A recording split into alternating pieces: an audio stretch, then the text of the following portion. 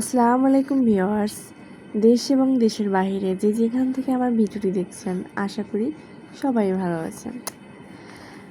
তো এখন রাত্রি 10:30 বাজে। আমি এখন রাতের খাবার রান্না করি। দুটো তো বাচ্চা সামলিয়ে 3 বেলা রান্না করা খুবই কষ্টকর। তো এখন একটু দেরি হয়ে গেল। তো এই যে এখানে শর্টকাটে রান্না করব পাঙাশ মাছ টমেটো দিয়ে ভুনা। আমি এখানে গুঁড়ো মরিচ, হলুদ, লবণ সব দিয়ে মেখে নিয়ে তেলটা গরম হলে তেলের ভিতরে মাছটা ভেজে নেব। আসলে পাঙাশ মাছ আর মুরগিটা আমাদের একটু বেশি খাওয়া হয়, কারণ বাচ্চারা এগুলো পছন্দ করে। এর জন্য আলাদাভাবে ওদের জন্য আনা হয় না, একবারেই বেশি করে আনে, আমরাও খাই, ওদেরকেও খাওয়াই। আর এই মাছগুলো কাটতে হয় না, বাজার থেকে কেটে আনে, শুধু ভালো করে পরিষ্কার করে নিলেই হয়।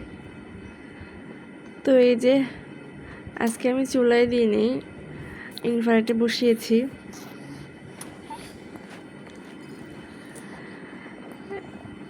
আসলে মায়েদের দেখতাম এক কাজ বসিয়ে অনেকগুলো কাজ করতো, তো আমরাও আস্তে আস্তে শিখে গেছি।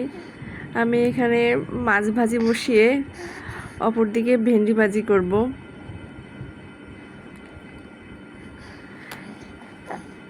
এই যে তেল দিয়ে দিচ্ছি। আমি আজকে প্রথম চিংড়ি মাছ ছাড়া রান্না করছি, পেঁয়াজ কাঁচামরিচ দিয়ে। চিংড়ি মাছ কাটা ছিল না।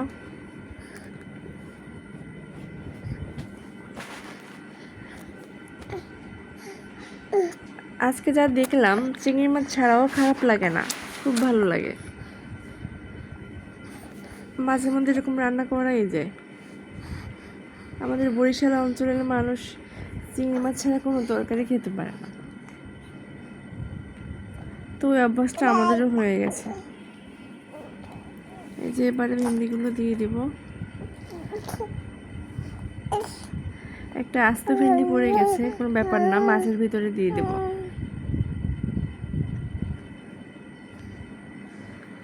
আসলে তাড়াহুড়ার কাজ তো, এই কাটতে গেলে দেখা যাচ্ছে বাচ্চারা তরকারি নিয়ে দৌড়োদৌড়ি লাগিয়ে দিয়েছে।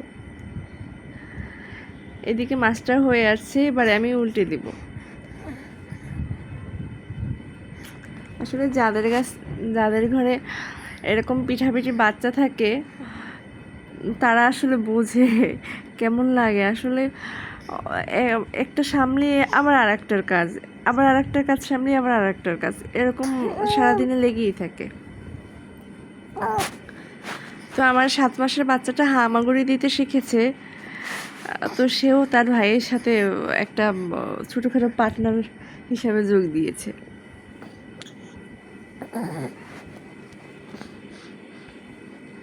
তো এই যে আমি মাছের চর্বি সহ দিয়েছি আজকে, তো চর্বি থেকে অনেক তেল বের হয়েছে।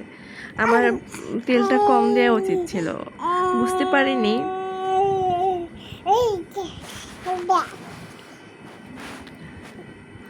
মাছটা আর আমি উঠাবো না, এর ভিতরে আমি পেঁয়াজ দিয়ে দেব। যেহেতু 11টা বাজে প্রায়, আমার সময় নেই, ওদেরকে খাইয়ে ঘুম পাড়াতে হবে। পেঁয়াজটা একসাথে দিয়ে একটু 2-3 মিনিট রাখলেই পেঁয়াজটা একটু ভাজা ভাজা হয়ে যাবে।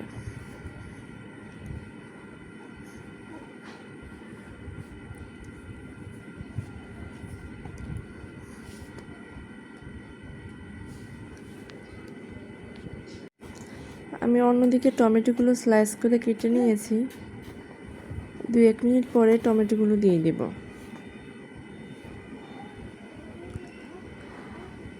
তো আমার বড় বাবুর জন্য এখান থেকে আলাদা রান্না করলাম না, এখান থেকেই মাছ দিয়ে দেব। ঝোল না দিলেই হলো, ঝোলে ঝাল পাবে, এর জন্য। এই যে আমি স্লাইস করা টমেটোগুলো দিয়ে দিলাম। তো কিছুক্ষণ ভেজে আমি হলুদ, মরিচ, লবণ আলাদা করে গুলে রেখেছিলাম সামান্য পরিমাণে, এগুলো দিয়ে দিলাম।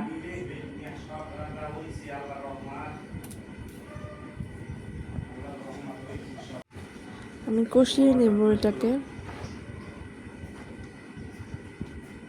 আমি ঢাকা দিয়ে দিলাম টমেটোগুলো সিদ্ধ করার জন্য। এদিকে আমার বাচ্চাকে এই ফাঁকে খাইয়ে নিচ্ছি। আমার কষানো শেষ। এবারে আমি সামান্য একটু ঝোলের পানি দিয়ে দেব। পেঁয়াজটাকে একটু উল্টে পাল্টে দিচ্ছি যাতে সব দিকে পৌঁছায়। এই তো আমি ঝোলের পানি দিয়ে দিলাম, ঢাকা দিয়ে দিব।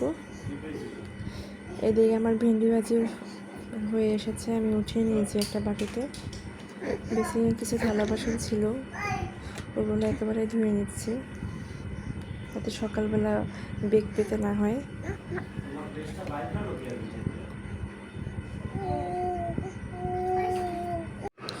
আসলে রান্না করার শেষে কিচেন ঘর পরিষ্কার করা একটা বড় চ্যালেঞ্জ, কারণ বেশ কিছু হাঁড়ি পাতিল জমে সব এলোমেলো হয়ে থাকে।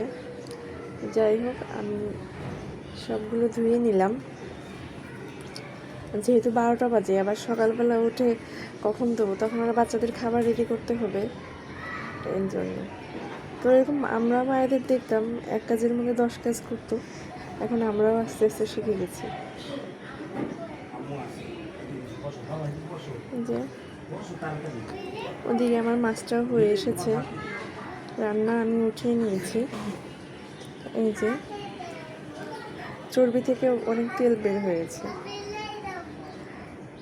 এর মধ্যে আমার বড় বাচ্চাকে খাওয়ানো শেষ, এখন ছোট বাচ্চাকে খাওয়াবো। আমার চ্যানেলটি ভালো লাগলে সাবস্ক্রাইব